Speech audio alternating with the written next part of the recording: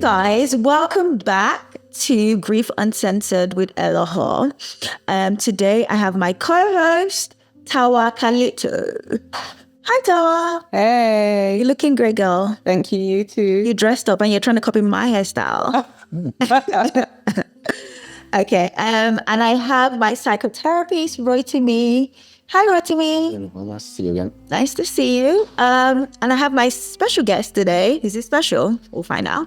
I'm joking. Okay, hi, Olu. Hi, how are you doing? Good, thank you. How are you? I'm fine. I haven't seen you at the gym. I know. It's been a while, isn't it? It's been a while. Yeah. We've been missing each other. I know. It's just been busy. Yeah, so guys, I met Olu at the gym. Yeah, while I was busy doing my squats, he was checking me out. And then he came and said, you're not, actually not my squat, push-ups. He said, Push-ups. Yeah. oh, you're not doing it properly. Your form is wrong. I said, you're a bad demon in action. No, I'm kidding. But yeah, so he helped me, to be honest, because I really don't talk to people in the gym, but Olu was showing me how to the right form. So yeah, and then, I got talking to Olu and I told him about my podcast and how I'm doing a podcast on grief. And he was like, oh, he recently just lost his dad. Yeah. I'm sorry to hear that. Thank you. And yeah, can you tell us a little bit about your relationship with your dad and how your dad passed? My relationship with my dad is ups and downs, if you know what I mean. But he was a good dad to me. Even though he's in Nigeria, I'm down here. He gives me that, when you're young and you have that father figure where it's distant, but they're on the phone and they're telling you things and it rings in your head and puts you in the sort of right parts. And he was one of those kind of people. So like, for example, I had a pure water factory in Nigeria. Oh, okay. And I had problems with staffing and everything. So I wanted to close it down. But my dad was one of the people that said, no, you don't have to. And he stepped in, even though I was not in Nigeria, to like, listen, you can still do things. And now that he's gone, I'm a bit lost because that's voice. He has this distinct voice. It's no more there. So for me now, things like that, I don't even know how to start. And till yesterday, I'm still lost. I'm still talking to people. I was still talking to my mom. What am I gonna do? What can I do? But when he was there, you understand what I'm saying? He was the one that would be like, don't worry, it's possible, you can do it, you can this. Yeah. But now that voice is no more. Yeah. Okay. So when did your dad pass and like how did he pass? My dad, it was sudden, to be honest. That's the worst. So my dad died last year, somewhere around, I think, June, July. And it was just sudden. I was talking to him like last week and everything was okay. And say, for example, this week he's dead. And that's how sudden it was. And before he died, he was okay. He was working, he could do things, he was traveling. Everybody knows him in the whole area. They call him Baba because he's a very popular guy. Yeah. And he was a bit ill for a little while. And he was sick for like, it's not even that long. My dad died from the illness he had till the day he died was like 5 days. There's not much I can really say than, when you lose somebody you really care about, it's very painful. Yeah. And sometimes you lose your bearing, you don't understand it. And that's just it. What was your family dynamic like growing up? My family dynamic was a bit strange. I grew up with my mom. Okay. But my dad was always in and out of the picture anyway, so, and that was it. But it was always there somehow. Do you know what I mean? So it's not like you never know my dad or kind of situation, but he's always there. And how has that changed? I mean, I know obviously he's, he wasn't in the UK and you've kind of had that relationship where he's always kind of just supported you, kind of, I guess, out of sight. But how has that affected your relationship with other members of your family? How has your dad's passing affected other members? It was a big thing for me. I was just fighting with everybody in the house. I was arguing with everybody, and my siblings were like, "What's going on with you?" I had an heated argument with doctor. He's the last born in my family. Okay. And it was just crazy. I lost my ways. You know, it's not easy. I didn't expect it. I heard his voice 1 minute, and then the next minute it's gone. Yeah. No, I can relate when it comes to fighting. Like, oh, yeah. I think, you know, they have like different stages. I think there are different stages, and yeah, you're in the anger stage. Yeah. I was angry with the boy. I was really angry, yeah. Yeah. So it's normal. Your anger there, was it? He wasn't there, or was it the type of illness he died from? What? Well, it's just the grief I had, but there was nobody else I could take it out on. Yeah. And my family was the closest thing to me then, so it was just all out. I knew I went deep into my brothers. Okay. I really did. Yeah. What's your relationship with them like now? Because we're all 5 boys, so we've squashed things out. And I don't know how for them, but for me, you know, I knew that I overstepped the mark at one point. So, yeah. I have a question. Like, when you were angry with your family, like, were they understanding? They just didn't understand it. So, but they lost it, that too. They did, but I was just, to them, I think to some of my, you know, I was over the top. And that's just the way I could handle things. Yeah. If you know what I mean. Yeah. Right, isn't it? Anger is like a part of grief. Yeah, you're right to say that there are different stages, and thanks for sharing your story. It's Yeah, thank you. always difficult to hear when someone close to us has died, and I know it wasn't that long ago either. And yeah, anger is one of those responses. I think I've said it before, that people respond to grief and loss in all sorts of ways, and that was one of the ways that you were able to, in some ways, find a way of coping. You'll not always be angry, you'll move on to something else. Maybe there'll be a level of disbelief, or maybe, you know, you'll hopefully get to some kind of acceptance. I did want to ask you this though, in terms of your responses, you say that, you know, your dad was very good at offering you advice and support. Yeah, it was. Which is great, because there's not many men that can say that about the relationship they had with their fathers. But you say, since the death, that's gone. But I'm interested in hearing a little bit more about that, because the support that your father gave you makes you the man who you are today, and also the man that you are in the future. But why are you saying that that's the end of it? What makes you say that's the end of it? Because that unique voice is no more. For me, there's nobody that would ever be my dad, if you know what I mean. So we all have one dad. And the voice you've been hearing for years is no more. So to me, I don't think anybody will be able to fill that voice, because there's a distinct voice in that voice. Even though sometimes you might disagree with what he says, but that voice is no more. And sometimes you try to search for it, you might not find it. You try to look at other people to see, maybe you can seek things from them, but it's just not the same. Do you blame yourself for your dad's loss? Do you like have any? Yes and no. My yes would be, you always think like you can do more. And the no is like you've done the best you can. Yeah. And that's how I see it. You buried your dad in Nigeria, isn't it? Yes, I did, yeah. So before, like, how long was the process? And then after the funeral, like, did you feel any different after the funeral? Before and after? Before the funeral was when I was really angry. Okay. Yeah. I just lost my way, and I just wanted to, any little thing just triggers my anger. Yeah.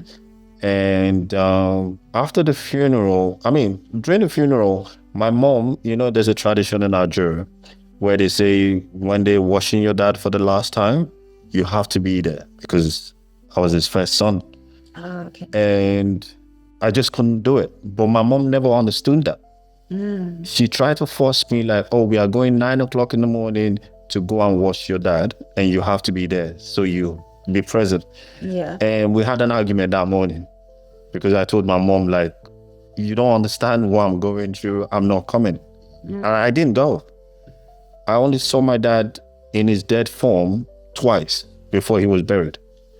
Oh, okay. So the first time I saw him was when we went to the morgue. For me to be able to say he's dead for my own self. So it was the first time I literally went and my mom said, you need to go. So I got there and they brought him out and I literally touched him just to give myself that feeling like he's dead.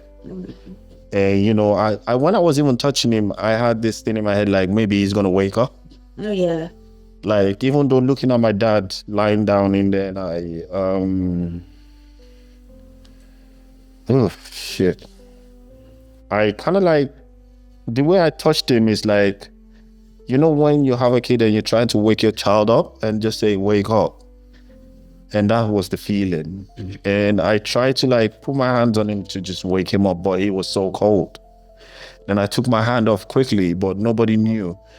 And I had my brother, he was in Canada, he came home too. So he was there with my mom and the guy that I just walked out. But they didn't understand. So I was standing outside throughout the whole time they were talking inside. I couldn't stay because I just lost my way. Yeah, no, I understand. Yeah, it's so interesting. I'm really paying close attention because it's very interesting when I hear a man talk about grief and being emotional. So like, I do commend you because it's not easy. No, I think it's most certainly Yeah, yeah. and difficult as well. Yeah, I do want to ask, I mean, in some ways, disbelief is also as well part of the grieving process. Yeah. The stages, sometimes you just cannot believe it. And are you saying that in some ways when you didn't want to wash the body, that was you not accepting that your father had died, or was it something else? It was something to do with that. There's just not me trying to accept it. And it was one of the reasons why I only saw him twice. And the next time I saw my dad was the day we was going to bury him, when they opened the casket. And when they opened the casket, I only saw him once. So, everybody goes around. I tried not to look into it. I was looking at everything around, but, your eyes was still going in there, like you need to just see, well, is it him or not? And I just had a glance of it, and I just took my eyes off. And those were the 2 times I saw my dad after he died. Yeah. Okay, thank you so much for sharing. So I just wanted to say today, on today's episode, we will be discussing mental health in Africa. Yeah. And okay, we're all Africans on the podcast today. What are your opinions, or do you have any opinion on mental health? I mean, well, in Africa? In Africa, yeah. Mental health in Africa is a taboo. And till tomorrow, it is a taboo. Because like what I was saying earlier about my mom still thinks that I can still do it. I should be there. I have to. But mentally to me, I was not strong enough to do it. But because my mom was still thinking, you're a male, you need to be there. Yeah, and you're the first child. And I'm the first child and things like that. But she wasn't understanding my side of the story. Like, it was too hard for me to understand and break it down and digest this. And especially if you're a male in Africa, mental health, you're not meant to show weakness. If you show weakness, you're female, you're too weak. And plus, being a male and being a first child is a double whammy. So they expect you to be strong, gather everybody up, and, just deal with it. But sometimes, it's hard. It is hard, of course. Do you feel like you can meet those expectations? I try my best to be honest, because, you have to be strong for your brothers. And my brothers are strong too. But, everybody has a limit. before you get to that breaking point. But we all don't have the same breaking point. It's different for everybody. Yeah. I think it's really important to show your vulnerability at these stages, because I guess it kind of opens a door for them to show their own vulnerability, because I think everyone's trying to be strong for everyone. Yeah. And then you're kind of like putting up this wall. But really, everybody just wants somebody that you can just say, look, this is tough. I can't do this. Yeah, but that's when people understand. In Africa, that's not something that people understand. Yeah, they don't understand. They don't understand that. Yeah. Yeah. So if you're talking to somebody that doesn't understand where you come from or what the space you are in, it's difficult to explain to them or for them to really understand where you're coming from. Yeah.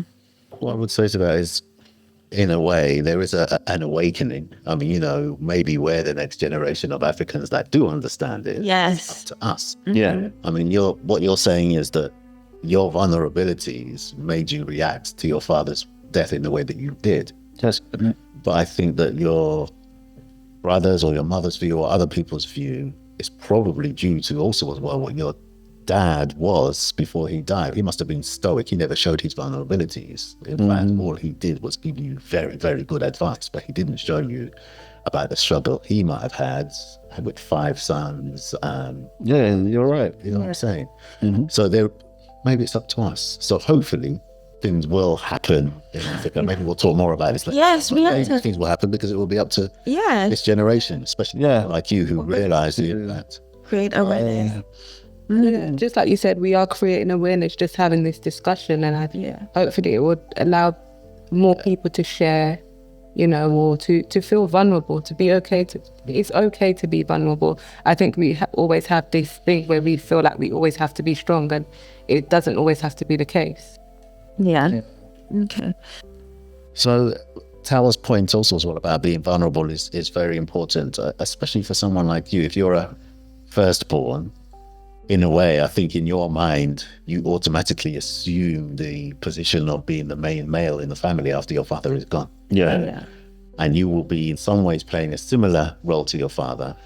But because you're a different person, you will also be playing a different role. And let that be the vulnerable role. Let your brothers see you as vulnerable, and they will learn something and pick up something from that. Actually, I think, especially if you believe that, maybe our young men in Africa need to be much more in touch with their own feelings and emotions, especially when it comes to loss. Yeah, so maybe it's up to people like yourself. Or it does make sense when everybody thinks that way, but being a firstborn in Africa, it's a major thing. Yeah. Because in everything you do, you must not fail.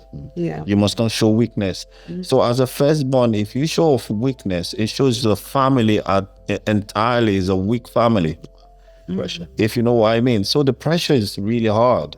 So the pressure of you being a successful person is there. The pressure of you being a leader is there. The pressure of you being a family man is there. The pressure of you bringing everybody together is there. So everything falls on you. If anything happens, you're the first person everybody calls, like, what are we doing? What's the next step? And you have other things you face, but, it's a thing that, we need to talk about more. But at the moment, it's a good thing we're talking about it. Yeah. But it's happening, just not me. So many people are having the same pressure on them. And some people just feel like they can't cope. You have to be strong to be able to cope. It's a hard process. I wonder how we get past that though. Like how do we as a community get past that when there's so much pressure, like you said, to be a firstborn, but at the end of the day, we are humans, we have feelings, right? And so how do we navigate through that? And how can you still be strong but still be vulnerable? Or show your vulnerability rather? That's the conundrum in this whole thing. It's either you're this or you're that. So what happened is, like, the moment you show weakness, one thing I realized about African mentality when it comes to mental state of people is the moment the firstborn is weak, they look for the strongest in the rest of the family, Related. and they'll take over. He takes over. So if everybody says anything, they go to that person. And even though you are the firstborn, you end up being like, they decide things, and the last born or the second born or the third born be the one that everybody turns to, and you just follow. Yeah. And for you as the firstborn, then you start feeling like, am I failing in my duties? Am I this? Am I that? It's a cultural thing. It is. The culture. And these are some of the cultural myths, or some of the things that you might hear when you're in a position like that. So one of the common things that we always hear is, just pray, it will go away. So you have no feelings, just pray. It's a bougie illness, or it's rich people's sickness. Real men don't cry. Sure, that's a very common one. It's a sign of personal weakness, and I think that kind of touches on why maybe somebody else will be preferred to take that spot if you're kind of not, showing your strength. And also with mental health, it means that you're mad, or you're crazy. Yeah. You can't kind of have mental health meaning that, just can't cope with your day to day. It has to mean that there's something beyond that. It has to be quite extreme, or it's witchcraft. Yeah. You see, I used to believe the mental health means you've gone mad. Actually, I was one of those people, because obviously I was born and raised in Nigeria. So I had a friend who had some mental health issues, and I genuinely thought she was going crazy. Yeah. So even when this friend, she attempted suicide, and even when I was in the hospital with her, trying to stay there with her in the hospital, I was scared of her. But this is because mental health wasn't really talked about then. Also, again, I'm born and raised in Nigeria. In Africa, we don't believe there's then I didn't believe it, to be honest. So I was thinking, oh, she's going mad or something. She's going to harm me and stuff. Yeah. Well, I don't think that way anymore. Right. So I can understand how, that's why I guess the more you create awareness, talk about it, then that would help. Yeah. Education. Education is key. Key, yeah. But the thing about it is, in Nigeria, they don't believe in mental health. I think some people do now, though. It's coming true. But if the government is not really involved in it, Yeah. individuals or corporates, there's nothing you can do, because Nigeria is so big. It's just like a drop in the ocean. Yeah. So it's going to be like, everything is just going to be in the same area where you have the ripple of the water.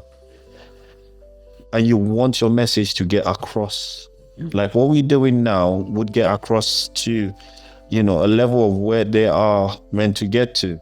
Because in Nigeria, if you see somebody who is weak, or somebody who is going through depression, in Nigeria, they feel like you are playing. What's wrong with you? You better man up and stop this nonsense you're doing. And that's the mentality they have. Yeah, it's interesting that you introduced myths. I mean, in lots of ways, what's happened in all societies, if they started with myths and then moved to science, and then they have a different way of looking and thinking about things.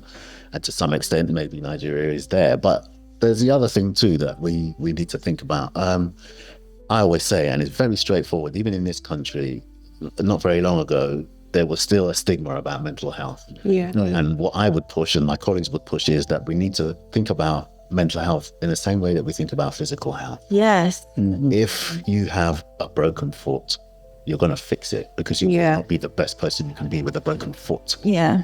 If you have a mental health ailment, you have to do something about it, because you will not be able to operate at your top capacity, your optimum capacity. You just won't. Yeah. And maybe we need to, like you say, do something by educating people to realize that if you operate at the top of your mental state, you will be brilliant in what is it, or at least be as best as you possibly can be. If you don't, you can't. Here's the other thing. It has to be said that partly some of what happens, I would say with Nigeria in particular, is we're such a stoic people, we're such a strong people, we're such a nation that has gone through so much trouble and strife in the past and have had to force our way through. It's almost like we haven't got time to think about mental health. Yeah. I mean, if you think about trying to deal with the colonial masters, or with Biafra, or with all these sorts of things that happened in Nigerian history, people have just been focusing so much on trying to get rid of the problems. They're not worrying, thinking about, their own mental health and the sorts of things that might be better if we were to focus on that as well. So the stoicism has meant also as well that we've not been able to be thinking about our mental health, but we're not going to get anywhere if we don't start to do it. I think we kind of repress it, don't we? Just because I think the moment you take time to kind of ponder on it or to tap into it, you might get into a stage where you can't kind of come back from it. So it might just be a coping mechanism, like I've just got to keep going. Like we can't even entertain this. Yeah. Because the moment you do, you break down, and then it's how do I recover from this? Yeah, and what you said is true. Yeah. It's the stigma that comes with it. So like if you have like somebody who has a mental health in a family, in Africa, if you live in a certain house on a street, they point out, that's the mad house. That's the mad woman's house. When we, you could relate to what I'm saying, isn't it? Everybody just literally points to the house and say that's the mad woman's house. And because you don't want that stigma, you see some people go through that process where they keep the child in the house and they tie them up. In the house, just not for them not to go out, for nobody to know they are not seeing such a thing. Yeah. It does happen. That's true. What do you think about that now that you're saying it? What do you think? I think it's bonkers, to be honest. It is just, now that we are enlightened, we are more, intuitive to what is mental health. It is wrong. People can really go through it and come out of it with the right help. But in Africa, if you are going through mental health, they just think it's either somebody is pursuing you in your dreams, or somebody from your father's side is the one making you go crazy, or the next thing they would do is take you to a church and believe in a pastor will give you olive oil and give you to drink, or olive water or something, and it will make you right. And these are the problems we are having in Africa, where the right people are not being consulted and feeling like miracles would have to do with things. I believe in God, but you have to do something in the right places. If you get the right people into your life when you're going through things, it will be easier for you to come out of it. Yeah. But if you have the wrong people, you're in trouble. Yeah. So maybe we need more therapeutic services. Maybe we need more health professionals to help engage in the community. You'll be so surprised. We have a lot in Nigeria. But not really, though. Would you seek? Have you looked at therapy? That's the problem. Nobody would go through that. It shows weakness, as I said earlier. So if I'm going through a depression, or if somebody is going through mental illness, people think like I would suffer in silence than show my weakness. That is the mentality. I can only talk about Nigerians.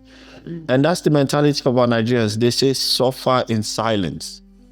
You will see a Nigerian suffering, but will still be smiling. Suffering and smiling. Yes, there's a saying in Nigeria, says suffer and smiling. So you see somebody going through a lot of things. They've just come out of the house crying. And the moment they open the door, they have got the biggest smile in the world. Nasty. So if somebody is like that, how would you help that kind of person? Yeah. It's all about we coming out and doing things like this and getting the government involved and getting the right people involved. There's this place in Yaba, in Lagos. You have so many professionals in there. They call it Yaba Akosi. Sorry for my Yoruba language, means an area. It's saying like Peckham, the right hand, left hand side, means anything left in Africa means it's not good. Each with your left. It's and okay, now with that, I'm a lefty. I do everything with my left. In some of my family's face, I cannot dip my hand in the food. Really? Because they think like it's disrespectful, if you know what I mean. Because I'm a lefty. If if I've been in a African restaurant before, I went home and they call it mama put, and I just washed my hand. Immediately I dipped my left hand into the food. The way everybody was looking at me with disgust, like, what are you doing? Those are the kind of stigma you get. Until we start to understand, like, this is how things are.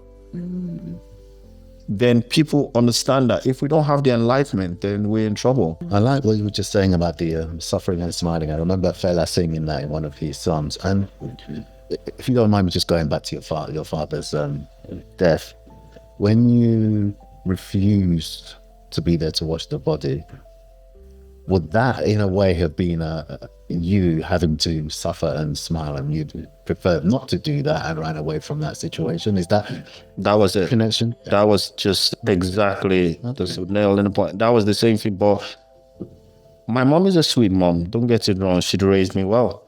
But my mom just didn't understand it. Yeah. Because my junior brother went with her. So now that shows weakness, isn't it? It would show weakness to her. Like, why wouldn't you come? Why would you do that? But I love my mom to death. But the only problem was, like, my mom just didn't understand my own position or what my mental state was at that moment. Yeah. Well, it sounds very much like part of the job is to do, not just with grief, but with dealing with what some of the myths is, we have to be prepared to stand up for what we think is right. To help others to understand and stand up for what we think is right against tradition.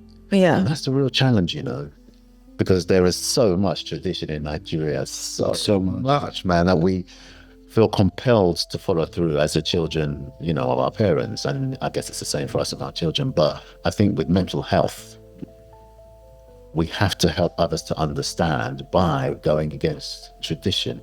I mean, why is it that you're hiding people who have mental health in your program? I mean, when I first went to Nigeria many years ago, I was born and raised here, I saw that very starkly, that those who had a mental health disability were hidden away. They just were, because it would reflect poorly on the family or on the family circumstances. And when you think about it, that's atrocious. It's really terrible, actually, I think.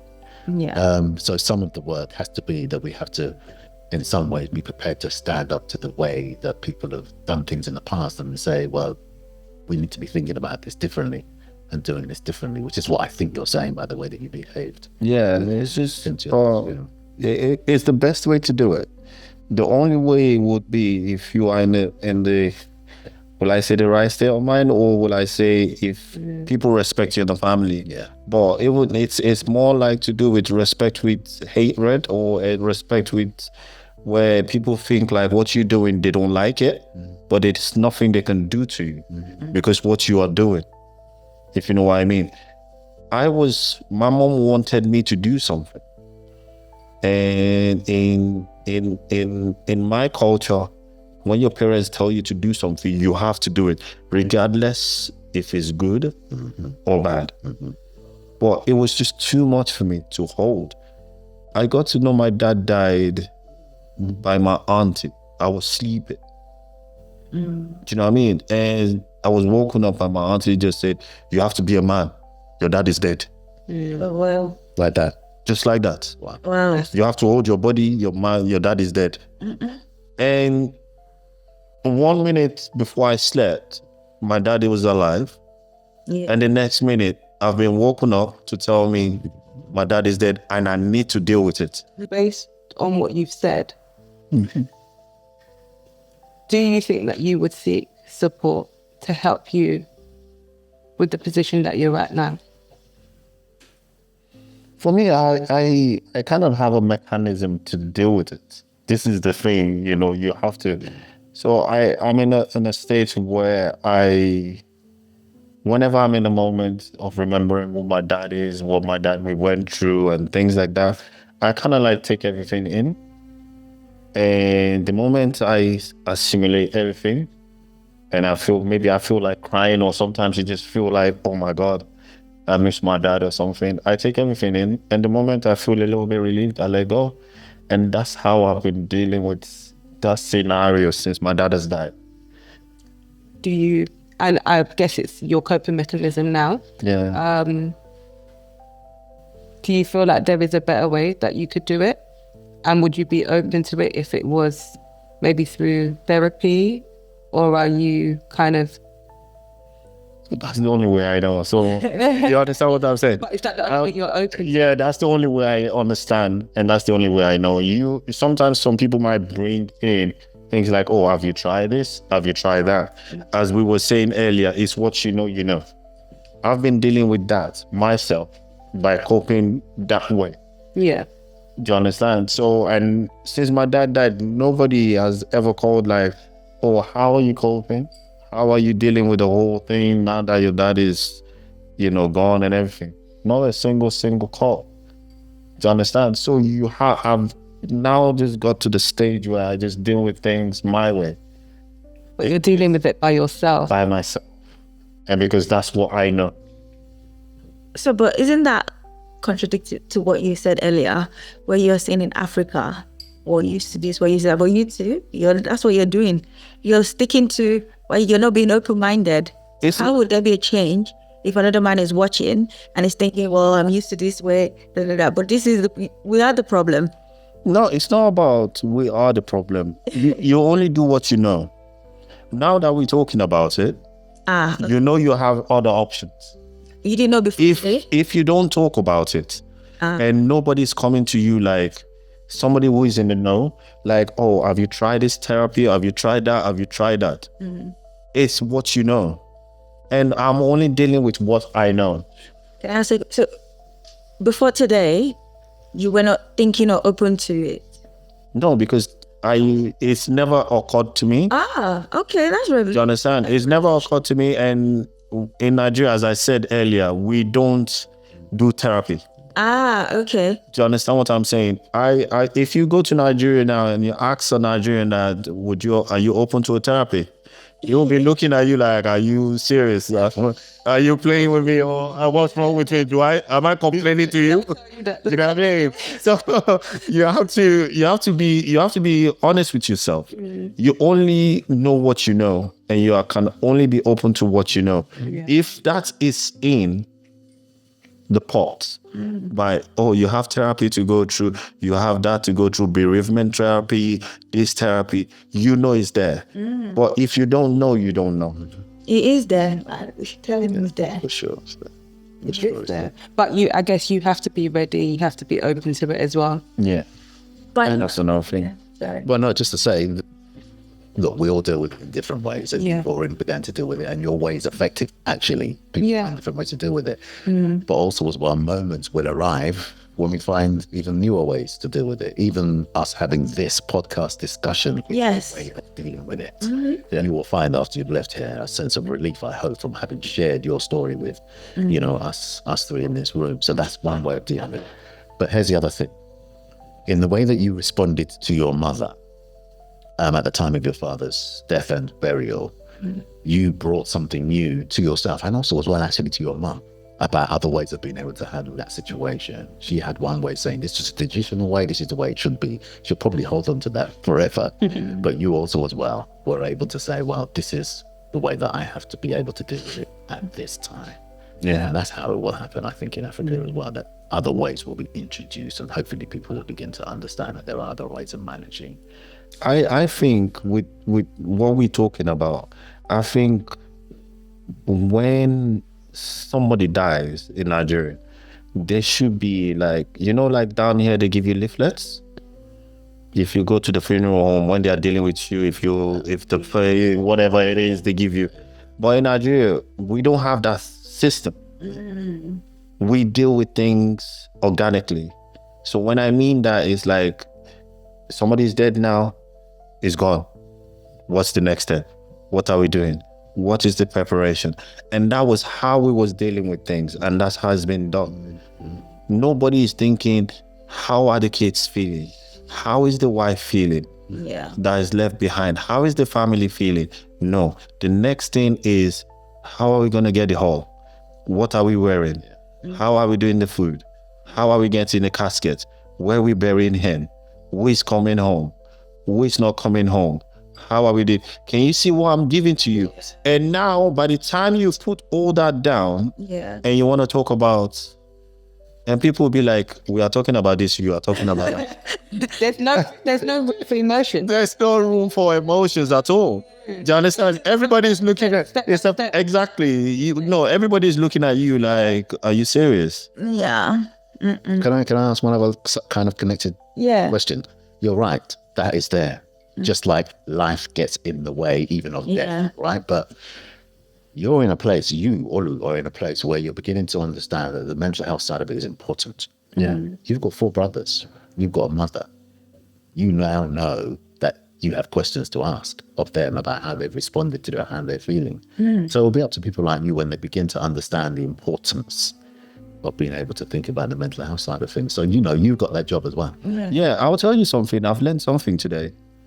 And by just us talking right now, do you know I've never asked my brothers how they feeling since my dad died? Yeah, I was Just asking. Just literally us talking right now and what you've said. And I'm thinking as you were talking, and I'm thinking like, hold on, have I ever asked? Even my mom, I never asked her, how are you feeling? We just carried on. How is work? How are you doing? How's the family? How's that? Nobody asked. Even my brothers never asked, like, how are you feeling? We never did. I never knew that we should do such a thing. When you hear yourself say that, what do you feel like? What do you think? What's going on? I'm thinking like, oh my God. It's just like, as we said, it's good we're doing this. You've just unlocked something in my feelings, which I never thought like I should be asking or should be doing, because I never did, because I thought like we're 5 boys. Why am I asking a strong man?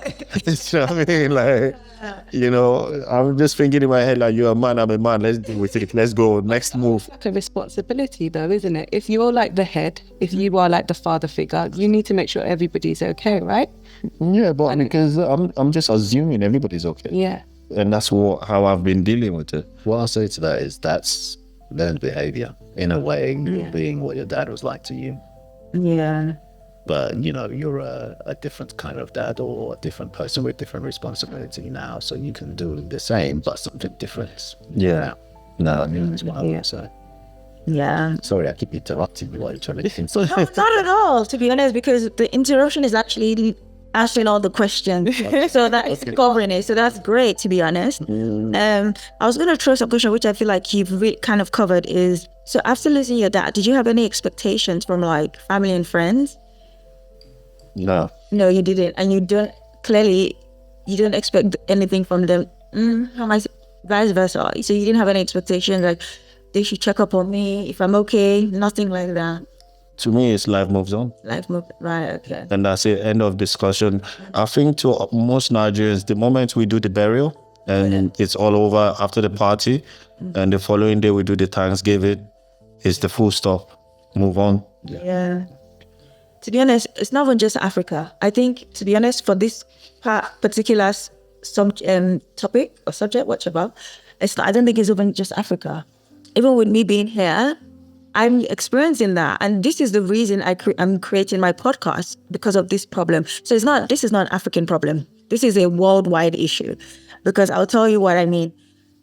When you lose someone, your friends and family are there in the beginning stages, up until the funeral. After the funeral, everyone's gone back to their normal life, just like a wedding day. That's why when I say with people, why are you spending so much money? Because after the wedding day, no one cares about you anymore. They've come and eat your food and whatnot. It's the same as funeral. They come and cry with you that one day, and that's it. They never address, how are you okay? Because every day, if your dad was alive, your friends would be like, hey, how's your dad? Is your dad okay? Da, da, da, da. Once he's dead, it's like, we're forgotten about it. So with me, this is the reason for my podcast, because when I hang out with my friends and when we're going out to have wine and drinks, I want to be able to, I wish they would ask me, oh, Eloho, are you okay? Like, oh my God, it's been years now, 12 years now, what's the difference now? Just usual basic question. I wish someone can ask me that on a night out, because it shouldn't be that depressing of a subject. It is a sad topic, but I don't want it to be like a taboo. Oh, we can't talk about this. on the ninth hour.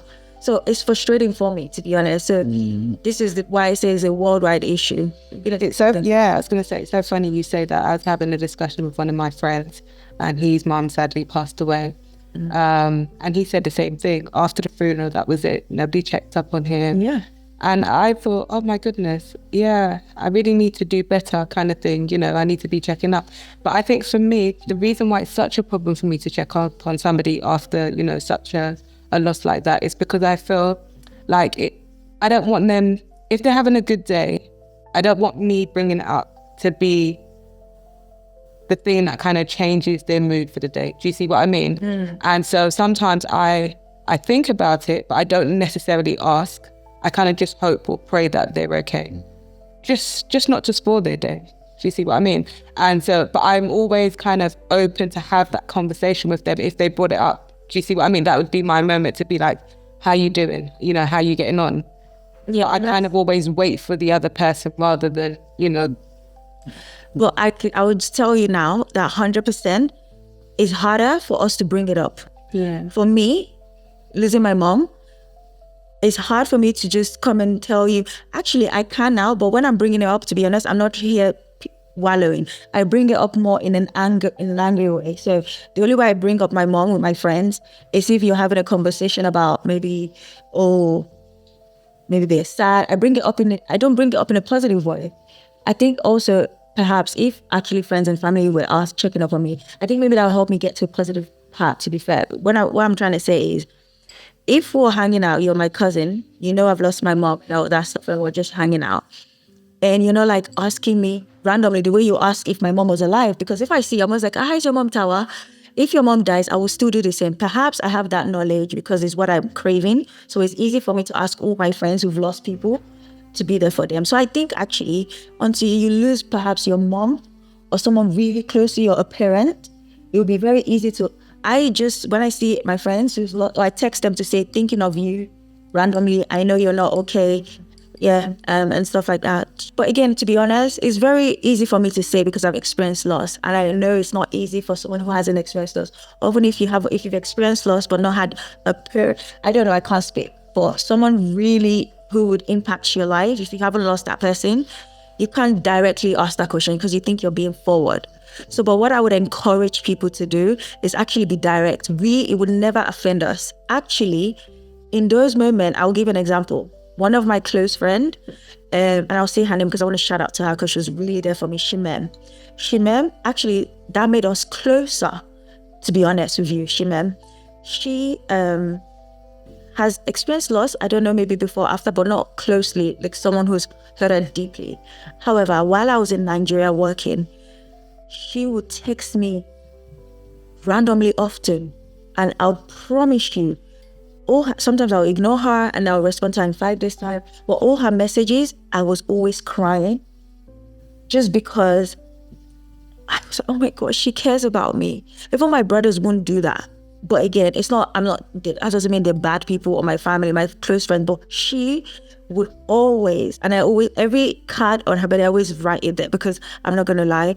To be honest, I don't think she taught me how. That's why I do that to my friends that who've lost their parent, because she would just text me randomly, not asking me questions, just say, thinking of you. I know it's hard. I'm sending you this. So we need that. But I need to translate this in reality so that I'm encouraging everyone, when you're in a night out with your friends and family, bring it up. It's not a depressing topic. It is a sad topic. If they cry, it's okay. When you're crying, don't be like, oh my God, I'm sorry I brought it up. No, be like, okay, I understand. It's sad. Yeah. I just wanted to make sure you know that I'm still thinking of you and your mom and stuff like that. Can I ask you a question? Yeah. So, like, how long would you ask a question from a family or, your friend? Like, is it somebody who's dead for 10 years? Forever and ever till death do you and the person part. Or somebody who's just like maybe under 1 year that is still fresh? No. Or 2 years? From 12 years ago, 2012. I'm still struggling like it was yesterday. I think till death do you part, because when your mom is alive or when my parents are alive, you're constantly asking, oh, how's your mom? You don't even know them sometimes. They're like, you know what I mean? Like when you see your friends, this is how I want you to see it, or how I see it, is your friends who have their parents alive. You'll be like, oh, is your mom okay? Forever, no?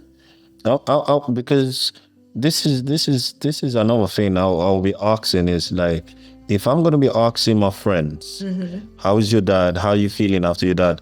Would it be when it's fresh? Or I mean, how are you feeling? I mean, after your dad's dead, would it be before 1 year your dad is dead, or would it be after 2 years? Because then you're holding to something that is gone. Then people will be like, you need to let go of certain things. Then it becomes, I don't understand, because then it's confusing, isn't it? Because I'm thinking in my head, like, my dad is dead now, it's not up to a year. It's still fresh. Yeah. You understand? So to me, sometimes I wake up, my dad's phone number is still on my phone. The last message we had is still on my phone. The last picture he sent me is still on my phone. Yeah. The last thing he sent me before he died is still on my phone. The voice note he sent me is still on my phone. It's still fresh to me. And if I say you should keep those, don't delete them. Oh yeah. You'll regret if you do. When I Save them in the iCloud forever till you die. I have a man purse. Yes. It doesn't have a strap. A what? A man purse. It doesn't have a strap. So when I was going through my dad's stuff, he had a man purse.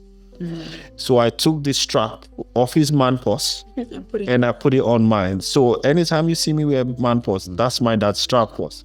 So things that I do take for myself to hold on to, because sometimes once in a while I can just like, yeah, that's my dad's spawn, you know. But how long would I be able to hold on to that? If you can. Yeah, I think it's a good question, an interesting one. I don't think there's an answer to that. I really don't. I don't think you can give it or limit it to time, as in some ways what Ella was saying. When it comes to your brothers, you can ask them any time. And you know, with your brothers, there will be times way in the future when you will be talking about your father, and it's the same thing. You're asking them about how they feel about it, what their memory is of him, how he impacted them on you. The same with your friends or acquaintances and things. You know, you'd have to, it depends on the relationship you have with them and all of that. There will always be times when you might want to bring up something about them. What will happen too also as well is you will be reminded anyway. Somebody will ask you a question about your dad not knowing that he has passed, and that can happen many years down the line as well. You have to find ways to be able to respond to and manage that too. I guess what I'm saying to you is I don't think there's any time limit. You can't really put a time limit in what feels right for you. And you'll know that with your brothers, and you'll know at some point when the time is right for that to happen. I think you've already decided the time is right for you to do that. Yeah, it's right. Yeah. I think you should text them now on your way home when you're leaving. Yeah, I would. I seriously, that's why I was saying, like, sometimes little things like this podcast that you're doing is really good. It's just the enlightenment of feeling. I myself, I'm guilty because I never asked my brother, even my mom, how she's feeling. Yeah. Do you understand what I'm saying? So it's a thing that's eye-opening for everybody. You know, we all learn something, and I'm sure people watching this right now would learn from this. Like, hold on, that's true. I never asked my siblings, like, how are you feeling since my mom or my dad is gone? How are you coping and stuff like that? Because we just don't talk about it. Yeah. And even if it's years down the line, it's still fine to do. It's never too late. Never too late. Never too late. Yeah. Do you have any questions? Well, that was the question that I wanted to ask. I asked earlier. Really. Yeah, like how long would you hold it? Then it doesn't look like you're clinging onto something, if you know what I mean. And it's just like it's infinity, you know. You're not clinging, because I promise you'll be triggered with different anniversaries, and different things will trigger you. Different times you might be fine for 2 years, and on the 5th year you're crying. That doesn't mean but you should hold on to it. I don't see a man, woman. I don't see any reason why you shouldn't hold on to your mom or I'm holding on to the loss of my mom forever and ever till I die. So honestly, Olu, don't be thinking, oh my God, how long should I get over it? No, you can't get over it. When you're 50, you will never get over it. You'll be sad. It's a sadness, but that doesn't mean life. You won't learn to live with life. Yeah, so there's no time to get over. There's nothing to get over. It's not. To be honest, that's not a question. Not in a rude way. You know what I mean? I'm not saying. I just feel like I'm sad when I'm 60. Even when you're 80, you're missing your dad. That's normality. That's fine. And let me say also as well, I mean, in lots of ways, I mean, we berated the way Nigeria is about mental health and about grief, but they find their different ways of dealing with it. You might name your future children after your father, or like, I have a cousin, Yetunde, isn't that somebody named after somebody before? So we find ways of being able to do that and to remember that. Yeah. We don't spend enough time maybe talking about it or asking the question, but we just find creative ways of dealing with it. That's what I was saying. Like, well, I can only talk about the culture I know. Yeah. And as you said, we just don't talk about it. The moment the burial is done, it's a full stop. Everybody back to normal. And that's it. Nobody wants to know any other thing. The next thing is, how's your work doing? Yeah. I hope you are surviving. I hope you're making the money back from spending for your burial. That's those are the jokes you talk about. Like, I hope the money that you spent, you've made it back. so nobody wants to even talk about. Because they find it like an awkward subject as well. Sometimes not even intentional. Yeah, I know. Yeah. But anyways, let's wrap it up and tell me how you're feeling today. So how is your mental health today? I've been enlightened a little bit more with, just talking about it. As I said, I'm going to be calling my mom and my brothers up, and I'm going to be asking them. It's because of Grief Uncensored. They should. Yeah, exactly. So I'm going to be calling them up, and because I know I never did. Yeah. I have to say, even though we even still spoke yesterday, and we just didn't talk about it. So this is what I'm saying. The good thing you're doing is little things like that. For me, I just feel like it's just not necessary. But now that we're talking about it, I'm like, when you was talking earlier, as I said, that's one thing I would take away from me today from having this podcast. So I also want to say, when you do that, there might be like an expectation that you think that they're going to respond maybe in a positive way, or like, are able to express their emotions.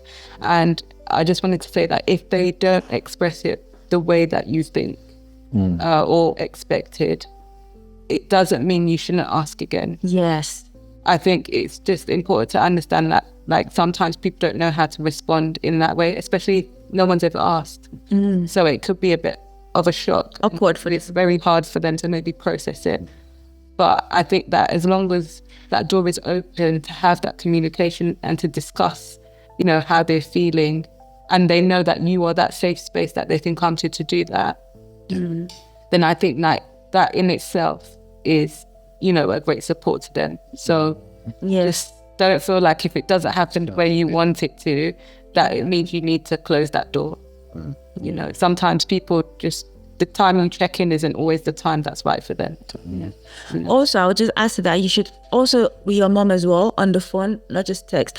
And the thing is, sometimes when you just say, I just wanted to find out how you're feeling today, you could even tell them your podcast that you experienced, and you thought, it gave you a different. Oh yeah, I'm going to tell them. Yeah, and definitely. like you could just say, I just thought, I want to just message you to say, are you okay? Just making sure you're okay with that and whatnot. But I think the podcast is really good, and in the sense that it just opens doors, which is a good thing you're doing. And you've just opened another door for me. That's what, because I never felt like I should call my siblings and not just talk to them and how you feel. In a million years, I never did, because until we started talking, and I just thought in my head, like, hold on, I don't think it was necessary, to be honest. And I keep saying it's what you know. I just thought, like, we're all men, we deal with it. I'm dealing with it myself, so let's move on. Yeah, I'm so glad to hear that. Okay, thank you so much. Yeah, do you guys have any final words you want to say? No? Just thank you so much for being open and vulnerable. Yeah. We have too many men. Thank you. Thank you so much. You're welcome. Yes, and as usual, I would end with a word of the day. Okay, and The word of the day for today is actually from World Mental Health Day, and this is from 2023, their slogan actually. It says, embrace your mind, be kind, mental health matters, let's shatter the silence, strong mind, strong world. And it says, heal your mind and shine your light. So that's the slogan for today. It's a wrap, guys. Thank you so much. Thank you, Olu. Much appreciated. You're welcome. Thank you.